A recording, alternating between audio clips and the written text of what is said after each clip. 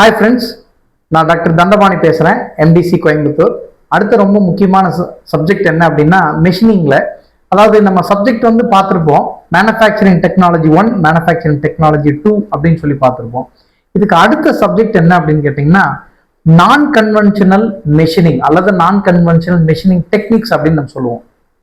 பொதுவாகவே இப்போ CNC machine இருக்கு அல்லது நார்மலா மேனுவல் ஆப்ரேட்டட் மிஷின்ஸும் இருக்கு. இது என்ன பண்ணும் அப்படின்னா ஒரு மெஷினிங் பண்ணணும் அப்படின்னா அது மெட்டீரியல் ஆட் பண்றதா இருந்தாலும் சரி, மெட்டீரியல் வந்து ரிமூவ் பண்றதா இருந்தாலும் சரி, இந்த மெஷினிங் பண்றப்ப என்ன ஆகும் அப்படின்னு கேட்டிங்கன்னா ஒரு டூல் வந்து அந்த மெட்டலை ரிமூவ் பண்ணும் அல்லது ஒரு டூல் வந்து அந்த மெட்டலை ஆட் பண்ணும். கரெக்டா? சே ஃபார் எக்ஸாம்பிள், இப்போ ஒரு டேர்னிங் ஆப்ரேஷன் பண்ணோம் அப்படின்னா கட்டிங் டூல் யூஸ் பண்ணி அந்த டேர்னிங் ஆப்ரேஷன் பண்ணுவோம். ஸோ மெட்டலை ரிமூவ் பண்ணிக்கும். வெல்டிங் ஆப்ரேஷன் பண்ணோம்னா மெட்டல் வந்து நம்ம ஆட் பண்றோம். ஆனா நான் கன்வென்ஷனல் மெஷினிங் அப்படிங்கிறது என்ன அப்படின்னு கேட்டீங்கன்னா பொதுவாகவே பார்த்தீங்க அப்படின்னா ஒரு எனர்ஜியை யூஸ் பண்ணி மெஷினிங் ஆப்ரேஷன் பண்றதா வந்து நான் கன்வென்ஷனல் மெஷினிங் அப்படின்னு சொல்லி இது நிறைய இருக்கு.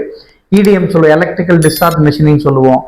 அண்ட் இன்னொன்று பார்த்தீங்கன்னா எலக்ட்ரோ கெமிக்கல் மெஷினிங் அப்படின்னு சொல்லுவோம், அல்ட்ராசானிக் மெஷினிங் அப்படின்னு சொல்லுவோம், அப்ரசிவ் ஜெட் மெஷினிங் அப்படின்னு சொல்லுவோம். There are many. இது எல்லாமே வந்து என்னன்னா நான் கன்வென்ஷனல் மெஷினிங்.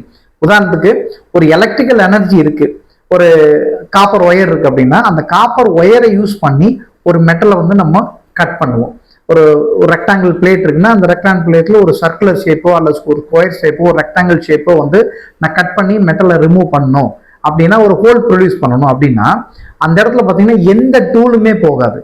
ஒரு எலக்ட்ரிக்கல் ஒயர் இருக்கும், அதாவது காப்பர் ஒயர் இருக்கும், அதுக்குள்ள வந்து எலக்ட்ரிக்கல் சார்ஜ் இருக்கும், பாசிட்டிவ் சார்ஜ் நெகட்டிவ் சார்ஜ் ரெண்டுமே இருக்கும். அந்த எலக்ட்ரிக்கல் எனர்ஜி வந்து அந்த மெட்டலை வந்து ரிமூவ் பண்ணி அந்த பீஸை கட் பண்ணி எடுக்கும்.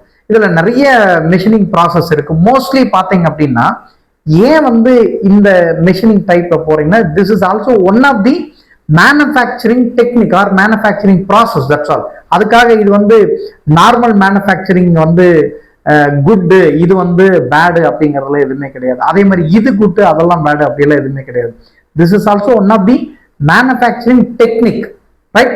அப்போ சில இடத்துல வந்து இந்த மாதிரி அப்ளிகேஷன்ஸும் நம்ம யூஸ் பண்ணுவோம். பர்டிகுலரா பாத்தீங்க அப்படின்னா மேனுஃபேக்சரிங் ஆஃப் மோஸ்ட்லி பார்த்தீங்கன்னா சிலது வந்து அக்யூரசி ஓரளவுக்கு இருந்தால் போதும், அந்த மாதிரி மேனுஃபேக்சர் பண்ணுவோம் காம்பனண்ட்டை.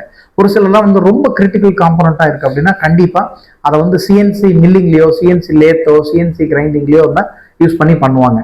சில இடங்கள்ல பார்த்தீங்கன்னா மெட்டல் ரிமூவல் ரேட்டே வந்து ரொம்ப ரொம்ப ரொம்ப ரொம்ப மைன்யூட்டாக இருக்கும், பெருசாக அந்த மெட்டல் ரிமூவல் ரேட்டே இருக்காது. அப்போ அந்த மாதிரி இடங்கள்ல பார்த்தீங்கன்னா நான் கன்வென்ஷனல் மிஷினிக்ஸ் வந்து நம்ம யூஸ் பண்ணுவோம். But operations will be same. எல்லா டர்னிங்கா இருக்கட்டும், மில்லிங்கா இருக்கட்டும், ஷேப்பிங்கா இருக்கட்டும், கிரைண்டிங்கா இருக்கட்டும், boring, everything will be same. The only reason is like manufacturing by metal removal or metal adding, right? இன்னொன்று என்ன அப்படின்னு கேட்டீங்கன்னா நான் conventional by using one form of energy that will be converted like by using manufacture the product. கரெக்டுங்களா?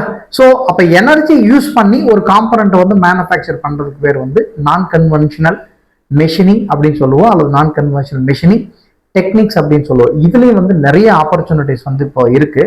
Mostly பார்த்தீங்க அப்படின்னா காலேஜஸ்ல வந்து நிறைய பேர் வந்து இது ஒரு எலக்டிவ் சப்ஜெக்டா வச்சிருப்பாங்க, கோர் சப்ஜெக்ட்ல கொண்டு வந்திருக்க மாட்டாங்க. சில பேர் கோர் சப்ஜெக்ட்ல கொண்டு வராங்க, டிபெண்ட்ஸ்.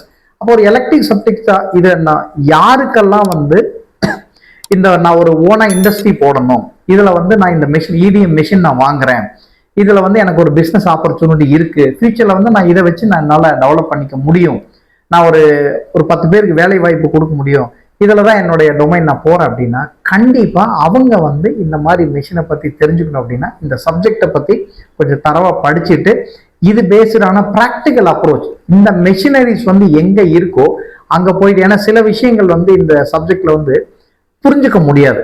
ஏன்னா எலக்ட்ரிக்கலும் இன்வால்வ் ஆயிருக்கு, other form of energy involve ஆயிருக்குன்னா என்ன டைப் ஆஃப் எனர்ஜி இன்வால்வ் ஆயிருக்கு, எப்படி அந்த மெட்டலை கட் பண்ணுது, எப்படி அந்த பீஸை ரிமூவ் பண்ணுது அப்படிங்கிற நமக்கு தெரிஞ்சுக்கணும். அப்படின்னா you can connect with an industry. எங்கெல்லாம் வந்து இந்த நான் கன்வென்ஷனல் மெஷினிங் இருக்கோ அந்த இண்டஸ்ட்ரியோட நீங்க கனெக்ட் பண்ணிட்டு அப்படின்னா தியரட்டிக்கல் ஆஸ் வெல் ஆஸ் உங்களுடைய ப்ராக்டிக்கல் அப்ரோச்சோட கத்துக்கிற போது it will be very useful. இதுல வந்து ஜாப் ஆப்பர்ச்சுனிட்டிஸ் நிறைய இருக்கு. நீங்க ஓனா பிஸ்னஸ் பண்றதுக்கான ஆப்பர்ச்சுனிட்டிஸ் வந்து இதுக்கு அதிகமா இருக்கு.